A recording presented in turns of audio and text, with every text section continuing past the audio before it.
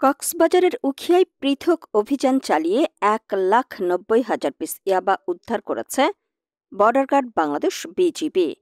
৮ September সন্ধ্যা থেকে ৯ September মঙ্গলবার সকাল পর্যন্ত পরিচালিত অভিযানে 1,90,000 পিস ইয়াবা ট্যাবলেট জব্দ করা হয়। বিষয়টি নিশ্চিত করেন উখিয়া ব্যাটালিয়নের অধিনায়ক লেফটেন্যান্ট কর্নেল মোহাম্মদ জসিমউদ্দিন।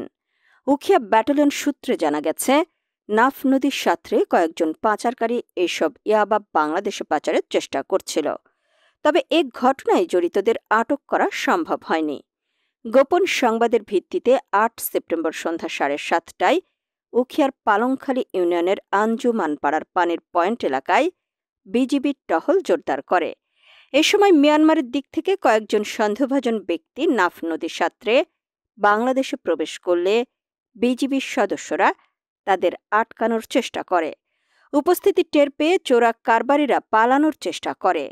এ সময় একটি কালো ব্যাগ ও একটি কালো শার্টে মোড়ানো পোটলা ফেলে পালিয়ে যায় তারা। পরে সেগুলো তল্লাশি করে খাকি প্যাকেটে মোড়ানো নীল রঙের বায়ুরোধী ৯ প্যাকেটে 90,000 পিস ইয়াবা উদ্ধার করা হয়। এরই ধারাবাহিকতায় মঙ্গলবার ভোর ৬টা থেকে পালংখালী সীমান্তে আরেকটি বিশেষ অভিযান পরিচালিত হয়। আনুমানিক সকাল ৯:৩০ মিয়ানমারের দিক থেকে সন্দেহজনক ২ ব্যক্তি বাংলাদেশের অভ্যন্তরে প্রবেশ করলে বিজিবি তাদের দিকে অগ্রসর হয়।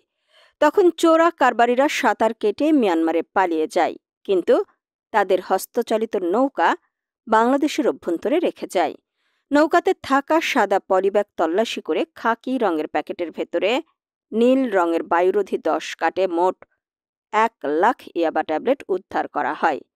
লেফটেন্যান্ট কর্নেল মোহাম্মদ জসিমউদ্দিন জানান, পলাতক মাদক চোরা কারবারিদের শনাক্ত করে আইনের আওতায় আনতে গোয়েন্দা নজরদারি আরও জোরদার করা হয়েছে। বিজিবি শুধু সীমান্ত পাহারাতেই নয়, বরং মাদক ও চোরাচালান প্রতিরোধেও সমানভাবে প্রতিশ্রুতিবদ্ধ। ভবিষ্যতেও এ ধরনের অভিযান অব্যাহত থাকবে।